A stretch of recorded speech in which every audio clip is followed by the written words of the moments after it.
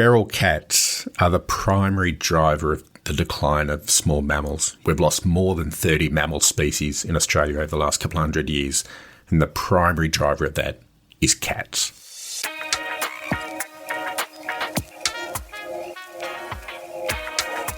Welcome to another episode of Rewilding the World with me, Ben Goldsmith, and I'm very happy to be sitting here with my friend Tim Allard, who's in Australia. Where exactly in Australia are you, Tim?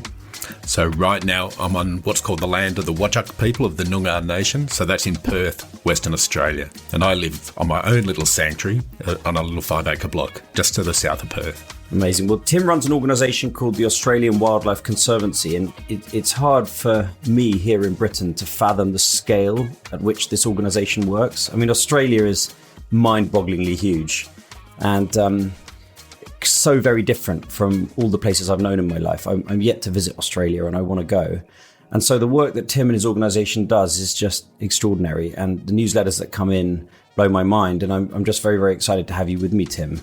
Tim, can we start with, I'd love to know how you got to this, because you didn't always work in conservation, right? No, and to give my secrets away, 12, 13 years ago, I was in mining and oil and gas. I was running an engineering company servicing the big oil and gas companies and mining companies and so on. But if you go back far enough, I grew up on a small cattle farm. We had a small family cattle farm in Victoria. And when I was about 7 or 8, my dad was a national park ranger.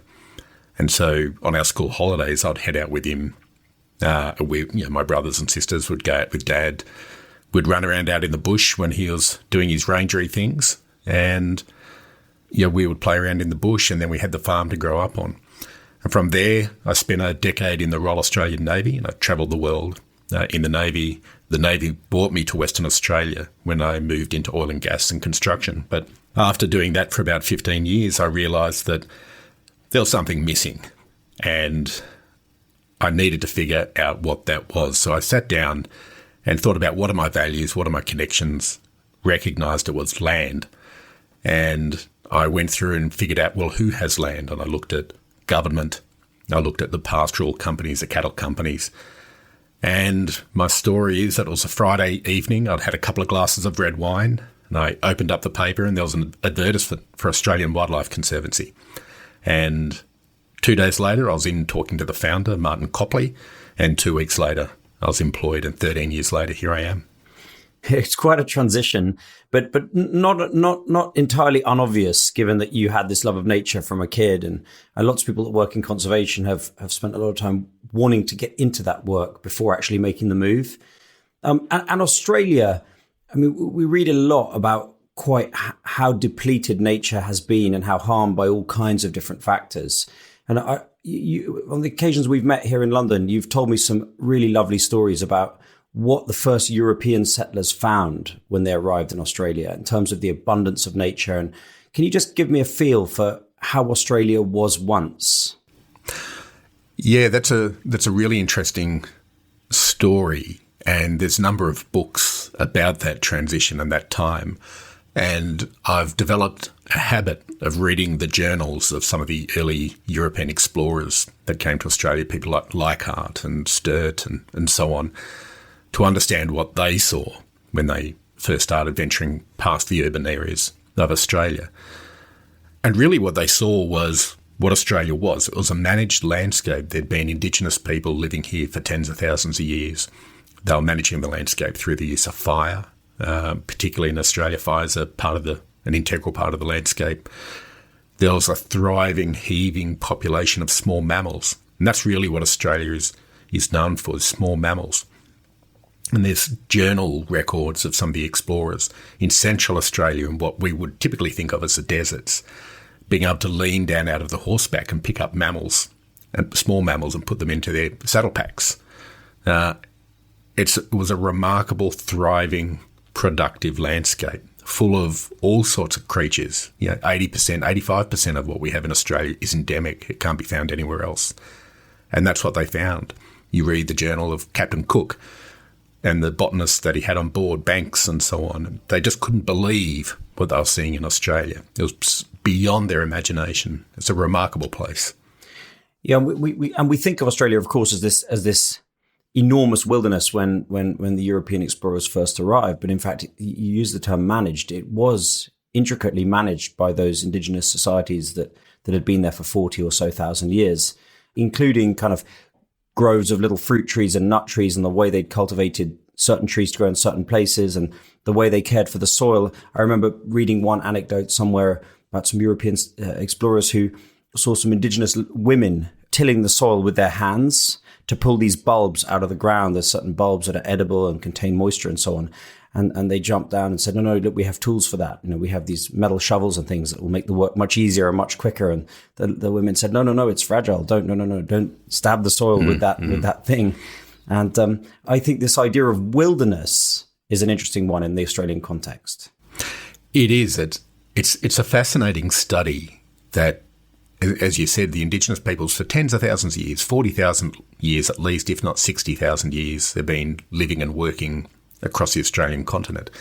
Yeah, I can't quite remember the number, but there's more than 230 tribal groups of indigenous peoples in Australia, and many hundred more dialects and languages across the country. So there's this highly evolved and highly advanced group of people living and working in the country. And I think the thing that we need to keep in mind, we as European descent, is what we think of managed is very different to what the Australian Aboriginals think of managed. And it's really, as you articulated, that the way they went about and used the country and cared for the country was very different to when English settlers turned up and started importing and utilising European farming methods, which wasn't a great start for the country. So before we get onto farming, I'd love to talk about invasive species, because it strikes me that is one of the fundamental environmental challenges that's faced by the conservation and rewilding movement in Australia. How did that come about? How did Australia end up with foxes and cats and rabbits and rats and donkeys and goats and camels and pigs and all kinds of other species? Was that a conscious effort by European settlers to bring those species? And why? Yeah, it's 200 years on, and we can sit here and shake our heads. But I think if you think about it as a construct of the time, Europeans arrived and rabbits were brought in as sporting activity. They were released down near Melbourne in Victoria for shooting pleasure. And the rabbits figured out pretty quickly that what they'd been released into was pretty good, and they took off. Foxes, I can't quite recall the detail on the foxes, but similar. They were brought in to provide sport for those early European settlers. Cats is probably slightly different. Cats really arrived, we think, with the first fleet. So a couple hundred years ago, ships have turned up, and the cats have got off the ships. And again, very quickly, they found a continent full of small mammals, what we call the critical weight range. So mammals that are anywhere between 0.5 to 1.5 kilos. They're the ideal prey size for feral cats. And their defence mechanism is largely to sit still. And so cats just went bananas, and they've invaded now almost 100% of the Australian continent. So it's a combination of mistakes and a combination of deliberate introductions. You contrast that with the camel. Is another example where camels were used in the early days of opening up the outback, particularly with the interior railway lines and servicing stations and so on to transport goods. When rail got going and cars and motor vehicles got going, camels were released. And we now have millions of camels running around in the outback. So before we get on to camels, so would you say that cats, above all else, are the biggest issue when it comes to invasive species in Australia, given that it is a land of small mammals? Yeah. Feral cats are the primary driver of the decline of small mammals. We've lost more than 30 mammal species in Australia over the last couple of hundred years, and the primary driver of that is cats, and also impacted by mismanaged fire. So when you have the impact of feral cats, mismanaged fire, we lose our small mammals, and that's really what's happened. Below that, you have the foxes, impact of rabbits and camels and so on, but it's really feral cats. And, the estimates vary on how many feral cats there are, but they're anywhere between 2.5 to 5 million feral cats in Australia, depending on the time of the year and the conditions. Each of those cats is eating somewhere around 5 native species every night. So you only have to do the mathematics and understand the impact that cats and feral cats are having to our native wildlife. It is the primary driver of our decline and is probably one of the main drivers between our operational strategy of conservation management, of mitigating the impact of threats like the feral cat. This episode of Rewilding the World is very kindly brought to you by Uni, that's UNI, the world's first nature-friendly line of luxury body care. We've all heard about the harm that sun cream does to coral reefs, but it's not just sun cream and it's not just coral reefs. Well, Uni makes plastic-free, nature-friendly essentials like shampoo, conditioner, hand wash, and even natural deodorant, all full of nourishing ingredients such as seaweed kelp, aloe vera, and olive oil. We've been loving our Uni products, but don't take it from me. Here's my wife, Jemima. Yes, I really love them. They're such clean and nourishing products. The microalgae body oil is so good and really smells amazing. You can find Uni products at Space NK or at weareuni.com. Just across the water in New Zealand, they've got similar issues with not just feral cats, but also mustelids, things like stoats. And I saw that the New Zealand government has announced a predator-free New Zealand goal, and they're spending an enormous amount of money changing society's attitudes towards killing these animals, such that you now find traps in suburban gardens and suburban parks, and they're doing their best to actually eradicate these species. Do you think New Zealand can manage that? And presumably on a place as big as Australia, eradication is not something with current technology we can hope for. That's right. I think New Zealand have really grabbed the bull by the horn, so to speak, that they've come out, they've set a big ambitious goal, a big hairy goal, feral predator free, and I really applaud them for being that ambitious to do it. And being an island nation, it's probably manageable to achieve it. It's not going to be easy, and there will be setbacks and challenges with how they go about it, and particularly getting the community to support it. And that's always a big issue, is getting the social license to implement programs like that. But they got into it early, and I really applaud them for it. In an Australian context, that's much more challenging, just the scale of the country and the small population we have. You know, Australia's population is 25 or 26 million people for an area not much smaller than the continental United States. So it's a vast country with a small population. You've also got bigger invasive mammals, so kind of lots of deer, lots of goats. I don't know whether there are feral sheep or not. Donkeys, large numbers of donkeys, and of course you've mentioned the feral camels. I wonder, do you think is it absolute truth, in your opinion, that these are negative in terms of their impact on the environment? The reason why I ask is there's a concept known as Pleistocene rewilding, in which people suggest that perhaps there were large megafauna species in the past that may or may not have been wiped out by man, who fulfilled a certain ecological role and which is now missing. So, for example, mustangs and burros, the feral horses and donkeys of the southwestern United States, they create scrapes in the ground, they're prey for cougars, and it's said that there was an American equid that was wiped out by the early settlers that arrived across the Bering Straits 14,000 years ago. And therefore, the consensus is not to eradicate these species, but to manage them. Now, is it possible that having 500,000 or 1 million camels in the outback might have some positives, in your view? Well, look, it is true that there were large herbivores in Australia. So we had the megafauna, so giant wombats and giant kangaroos and other species. Absolutely. And you know, I'm not quite sure of the details when they departed the earth, but somewhere in the order of 10,000 years ago or slightly more. And we have fossils of those species on some of our sanctuaries. We regularly turn up megafauna fossils. I think the challenge I have with retaining a feral herbivore, being a camel, goat, deer, pigs, whatever the case may be, is we've got our native animal population is in dire straits. And if I use cattle as an example, if you think of some of the Australian outbacks and some of the iconic imagery you see of the cracking clays, so when the water dries out, the end of the dry season, and the clays and the soils crack, those cracks are habitat for little animals, from snakes and so on, but also to this little fella called a planigale. He's only about the size of my thumb, and he lives down inside those cracks. So when you have the feral herbivores, or the cattle and camels and so on, they trample that habitat and we lose it. So I struggle with the idea that we should retain them, because when we have them there, they're impacting the habitat of these small mammals that should be there already and should have every right to exist in the absence of feral herbivores like camels and so on. Now, that's not to say, I'm a pragmatic conservationist, and we work with pastoralists, so cattle companies and cattle farmers and so on. There's a place for cattle in the landscape, sheep in the landscape. I'm not a vegetarian. I eat meat as a part of my diet, but there's a place for it. There's a way to manage those impacts and limit those impacts so you still provide habitat for native species. And just to sort of extend that thought a little bit, we're doing a pastoral partnership in Queensland with a company called the Northern Australian Pastoral Company, and they have 6 million hectares of land that they manage for cattle growth.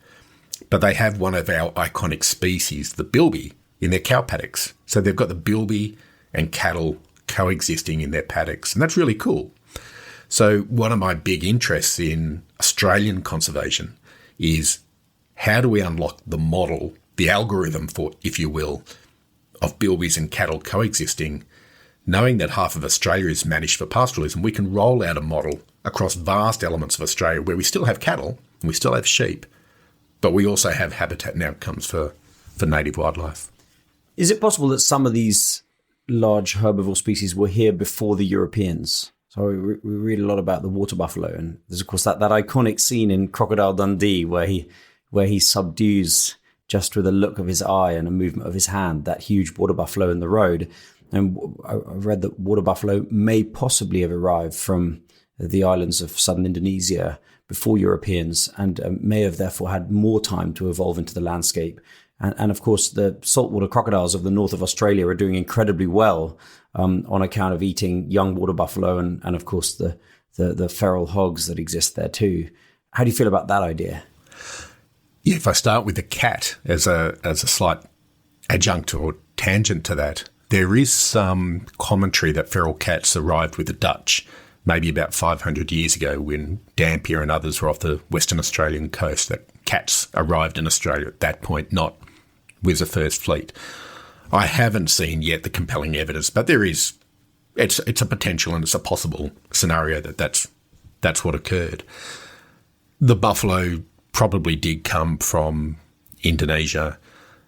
Whether or not they've been there for several hundred years, I don't think so. Again, when you read the journals of Leichhardt, he was a German guy who did a big trip up the east coast and across the north of Australia. He didn't see buffalo in his travels, and he went through all those areas through the Northern Territory and Queensland, and he didn't see buffalo. And there's no, at least in my knowledge, there's no understanding that indigenous culture has recorded the presence of buffalo prior to Europeans bringing them into the country. It's not to say they weren't brought over in some manner. Indonesian fishermen have been visiting Australia for many, many thousands of years. So it's quite possible, but I'm not sure that there was enough to make them a viable population over time. You extend that to the point about crocodiles doing very well. And that's right, they are doing very well. They were predated on, they were shot quite openly for their skins and crocodile meat and so on. They're now a protected species and they're doing very well. But what we want them to do is to regulate their population through self-selection, through food resource availability. That's a healthy functioning system, not to be supplemental fed. Not that I'm opposed to them eating buffalo and feral herbivores like buffalo, but we would prefer things like crocodiles to be self-regulating through the natural availability of their food resource. You're listening to Rewilding the World with me, Ben Goldsmith, and this podcast is sponsored by my friends at Vivo Barefoot. I didn't necessarily have it in mind to work with a sponsor on these podcasts, unless it was a brand and a company that I really love, and Vivo Barefoot falls into that category. Until I met Galahad Clark, founder of Vivo Barefoot, it had never occurred to me that the rigid shoes we wear on our feet all day, every day might in fact not be very good for us. Well, with Vivo Barefoot, they figured it out. These are shoes which are flexible and mimic the effect of walking around barefoot. I love mine. I wear them the whole time. I'm a real convert, and I think you will be too. So get a pair at a 15% discount with the code VIVO Rewilding15, which is valid until the 30th of April 2024. The website is vivobarefoot.com. Read the About section to understand the story better. It's really, really interesting stuff.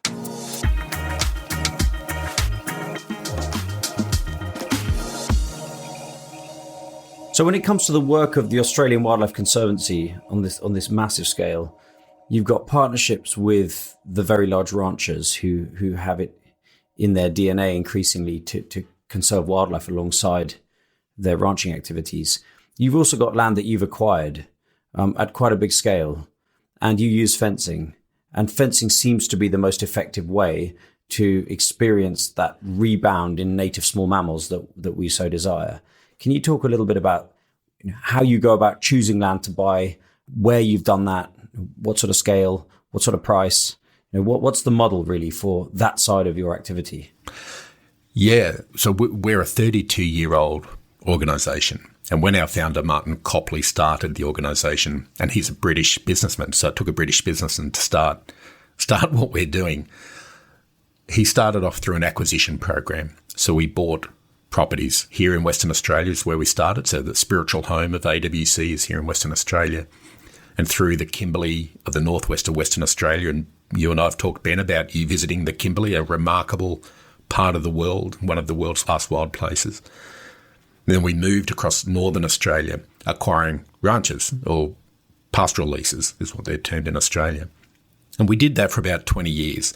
So we own outright anywhere between about 4 to 4.5 million hectares through leases and freehold properties. So it's a significant scale of activity. The last 10 years, the price of land has gone through the roof. And to give you an example, there's a little animal in Australia called the Carpentarian rock rat. It's a cute, very small, sort of a large rat-sized animal, lives on a property called Wollongong Station in the Northern Territory. So this is the Gulf of Carpentaria coast in the Northern Territory. And it can only be found, the only place on the planet it can be found is Wollongong Station. And we looked at buying it somewhere around 2010, 2011. It was on the market for $21 million, Australian dollars. We passed on it then, and it came back on the market last year for $57 million. So there's no way we as a not-for-profit can raise $57 million, let alone the $2 million a year it would require to run and manage the property. So we have to form partnerships.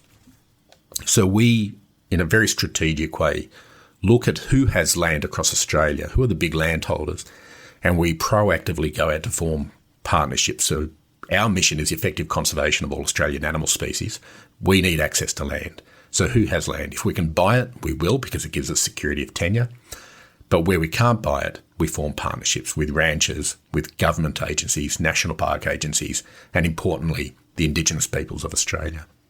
And those partnerships revolve around primarily control and fencing out of invasives? Yeah, it's a really interesting point. When we work with pastoralists or ranchers, we often have very similar goals. It's weed management, fire management, feral animal control. So we're trying to demonstrate how we can come together to generate great outcomes. And then where we can, we'll build large-scale fenced areas.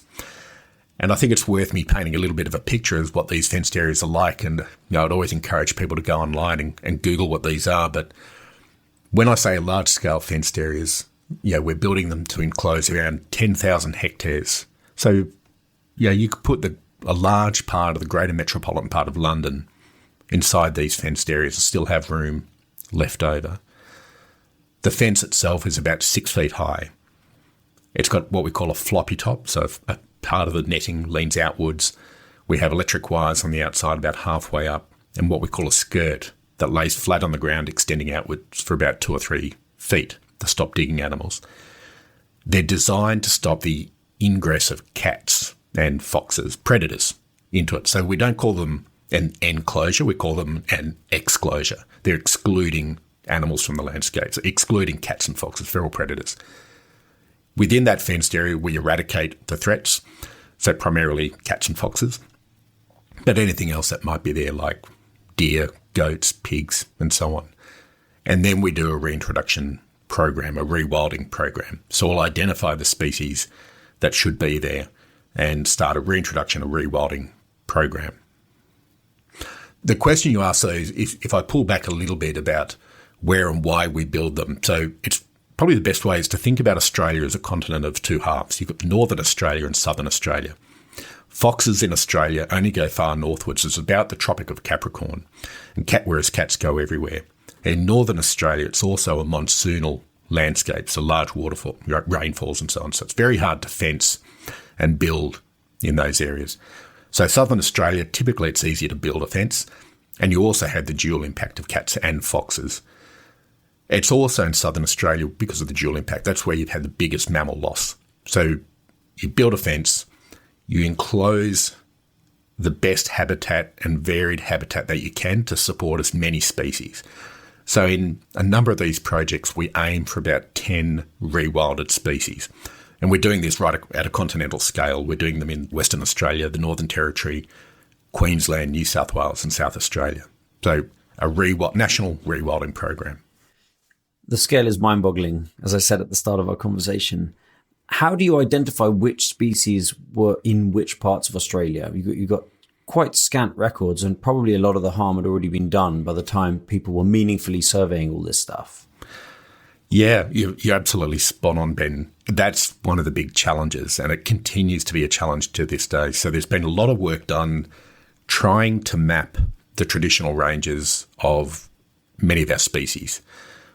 But it's the way that's done is really using information like the journals of European explorers, any records, conversations that can be held with indigenous peoples of what they know, habitat types, environmental conditions where you can extrapolate range and so on. And again, as a managed landscape, much of Australia we know, and through fossil records is the other obvious one, of course, and we know that many of the species covered vast ranges of Australia, things like bandicoots, numbats, bilbies, all these species that many people in the UK will have never heard of, but roamed vast areas of Australia, and they're now limited to these very small areas, primarily because of the impact of cats. So the species we typically target are those that can't withstand the pressure of feral cats. So they're the small critical weight range, 1/2 to 1.5 kilos, bilbies, bettongs, bandicoots, various mice and rodent species, phascogales. They're the ones we target because they're the ones that struggle to withstand the impact of cats. Yeah, it's interesting. In a European context, it had always been the consensus view that species like golden eagles and wolves required rocky, faraway, mountainous habitat. And as these species have started to make a recovery, we realize that they actually do very well in lowland, kind of lush woodland habitat, and even in quite suburban habitat. There are wolves now on the outskirts of kind of several major European cities, Paris, Brussels, Luxembourg. And it's just that we pushed them there. Those mountainous areas were the only places where they could survive. So I guess it's a similar story in Australia, and that some of these species are thriving in places that are somewhat unexpected.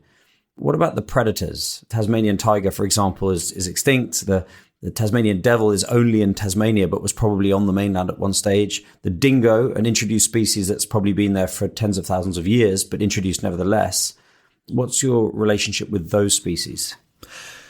Yeah, it's a real challenge. Yeah, and we think about this actively with our reintroduction projects behind, with the exclosures that we've built, that at some point we'll need to reintroduce predators into the system to maintain or ensure that we've got a healthy functioning system.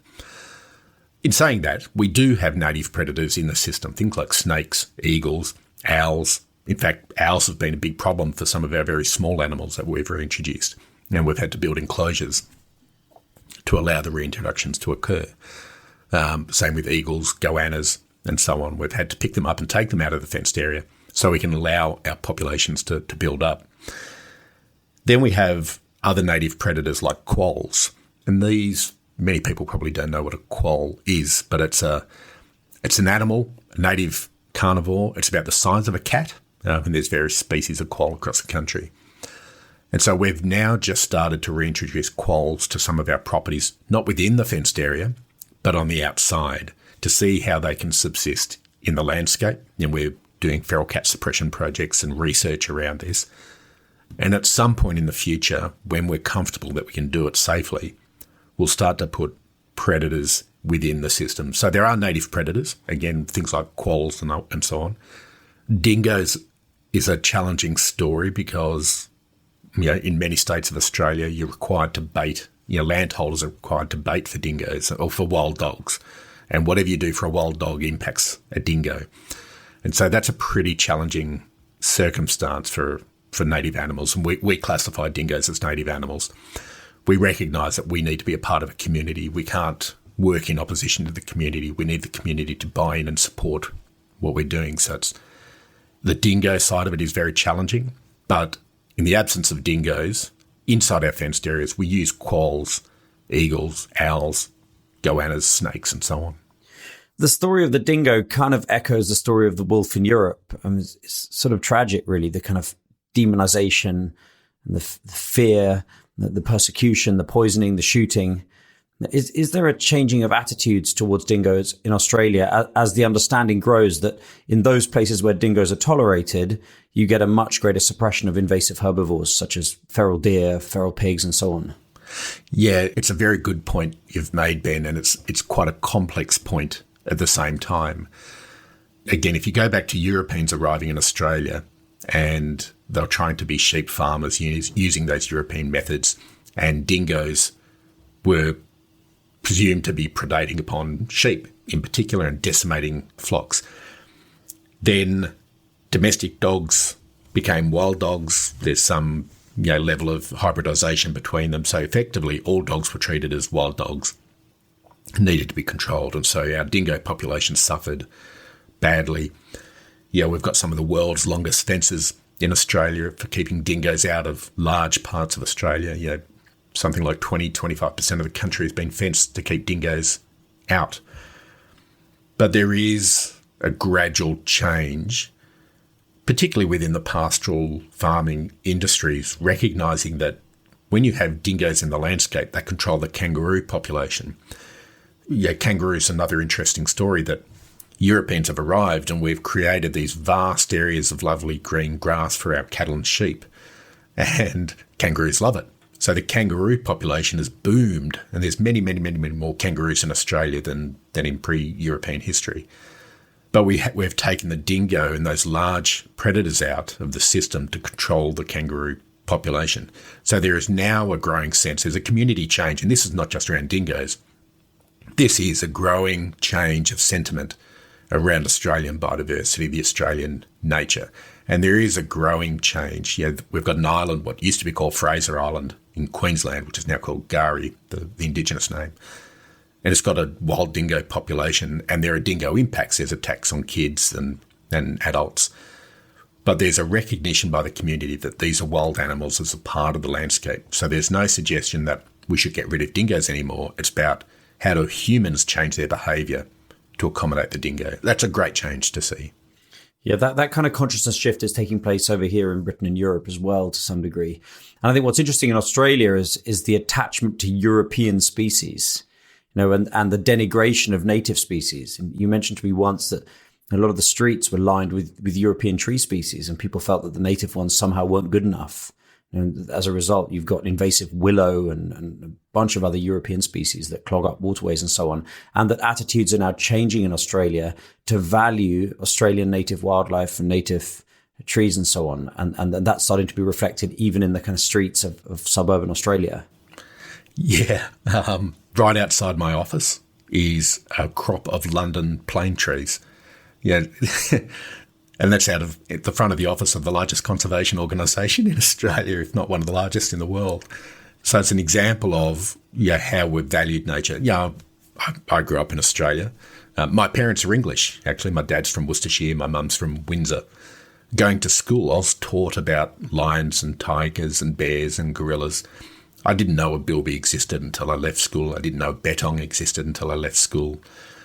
That's only now starting to change. And I think COVID had a large part of it, because one of the few connections people had to a sane world through lockdown was nature, being able to go down to the local park and connect to nature. The big bushfires we had in Australia back in 2019, 2020 was the first time that the impact of wildlife had been really well publicised. So there is a growing awareness, both And I'm really pleased and heartened by the new generation. The young kids coming through are really starting to push for change. At the political level, by their employers, corporates are now starting to reach out saying, what can we do? We need to be a better corporate citizen. Our shareholders require it. Our employees require it. So there is this change. And what I'm really pleased and what I've been very sensitive to is the world has been talking about the climate crisis, but the world hadn't been talking about biodiversity loss. And what we need to do as a human species is to recognise these are one and the same crises, the loss of climate and the loss of our biodiversity. If we lose one and save the other, we're as in bad a situation as at the start. So we need to solve for climate and for biodiversity at the same time. Tim, I was really excited to see that Tasmanian devils have been reintroduced or introduced, I'm not quite clear, onto the mainland from Tasmania. What's the story there?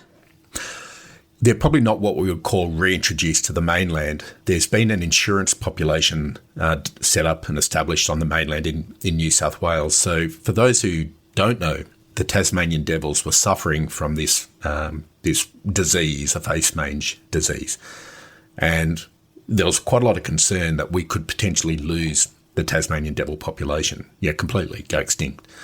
And so insurance populations were set up in New South Wales, free of the disease, that could then be used to rewild the populations down the track if we did happen to lose them. Happily, the Tassie devil population, there's recovery going on. They're showing resistance to the mange or to the facial tumours. So we've had conversations internally about bringing Tassie devils back to some of our fenced areas, to our safe havens, but we would only do that we're several years. It's similar to the dingo within the fenced areas, that we need pretty healthy, viable populations of our native animals before we put in a predator as fearsome as a Tassie devil. Last thing I'd want to do is to put them in there and they're going to eat all our bettongs and bilbies. So we've got to be pretty thoughtful about when we do that. But those populations, the insurance populations and the devil populations in Tasmania, I think are doing reasonably well. Do the big ranching companies that you partner with, producing beef and which have sheep as well, do they get credit? I mean, if in North America, you can buy dolphin-friendly tuna, tuna that's caught with kit that doesn't kill dolphins. Is there kind of wildlife-friendly beef, or is there any kind of value placed on that by the Australian consumer? I'd say it's in the early stages of that. So our large pastoral partner, Northern Australian Pastoral Company, NAPCO, they sell a lot of their beef product into the European Union, and they've got a marketing program around that talks about the sustainability and the way that beef has been grown. They're investing in methane emissions, reducing methane emissions through supplement feed to the cattle. They talk about bringing in Australian Wildlife Conservancy to help look at their land and care for their land. They're very sensitive to the health of their land, what we call the rangelands in Australia. The retention of the Mitchell grass plains, of thousands of square kilometres of Mitchell grass plains, of maintaining that. So we could be cynical and say that they're doing it to market their product and sell it. But I don't mind that in a pragmatic sense, that if they need to do that to sell their product, and that allows us to be brought in to help take care of their country and get better outcomes for our biodiversity, then I'm happy to go along with that and work within it. As long as we're not being used for greenwashing and there's a genuine intent to do the right thing, then we partner with another group, property in the Northern Territory, Buller River Station. It's 164,000 hectares, but only about 20%, 30% is any good for cattle. The rest of it is too rocky and rugged for cattle. So the owners have contracted us to manage conservation on the balance of the property, so fire management, feral animal control, weed management. And it's a great example of they've got this vision of taking their country back to pre-European days. So they're still growing a beef product. They're generating a high-quality Wagyu beef product. They're running an ecotourism business, and they're generating conservation outcomes at the same time. It's a really fabulous, multi-layered, interrelated partnership. So, Tim, you picked a pretty good time then to take on the Australian Wildlife Conservancy during the last decade, and the next decade to come looks like a really, really promising period of time for restoring Australian wildlife, Australian nature to a state that hasn't been seen for many generations. And I'm so grateful to you for taking this time to chat to me So grateful to you for everything you do. I'll definitely find time to bring my little tribe to the Kimberley and spend some time immersed in Australian nature. Thank you so much, Tim. I'm very grateful. Oh, Ben, thank you very much, and I look forward to hosting you down here.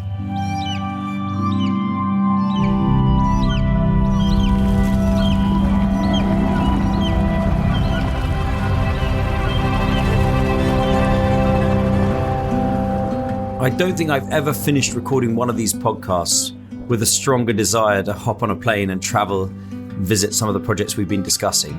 It's such a privilege to spend this time talking to Tim. I just can't quite get my head around the scale of the work that the Australian Wildlife Conservancy is doing. And it seems to have public and political support. Things seem to be hotting up when it comes to rewilding in Australia.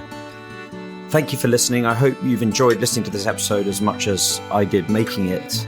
Please do use whatever platform in which you get your podcast to leave us a review, spread the word, share these amongst your friends. It all makes a big difference. And with special thanks to Vivo Barefoot for sponsoring and making this podcast possible. Don't forget, you can change your life by buying yourself a pair of Vivo Barefoot shoes with a 15% discount using the code VIVOREWILDING15.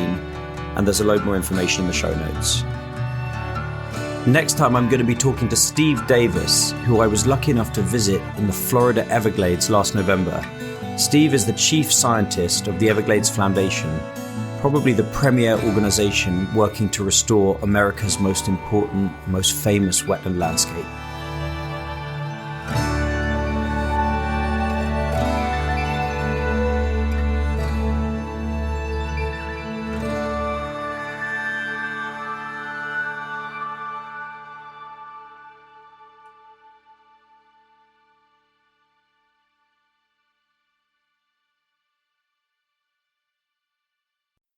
You already know that this isn't about one species. It's about systems, interdependence, collapse. And yet, wild salmon, one of the clearest indicators we have, are vanishing fast. Their decline signals something deeper, something more dangerous. I'm Jim Murray. I host The Last Salmon. It's not a side story. It's the biodiversity story that everyone like you should be listening to. Season 2's out now. One of the best ways to support rewilding is to go and visit rewilding projects on the ground. My friends at the European Nature Trust have asked me to tell you about the series of coexistence adventures that they've put together. They're designed to give you the best chance of seeing Europe's most iconic species, bears, wolves, lynx, and so on. All of these are on the rise in Europe because of rewilding projects. These trips are hosted by expert guides and conservationists, and most importantly, the European Nature Trust is giving half of the revenues directly to the foundations working on the ground to restore wildlife. I'd love you to check out these coexistence adventures at the European Nature Trust website.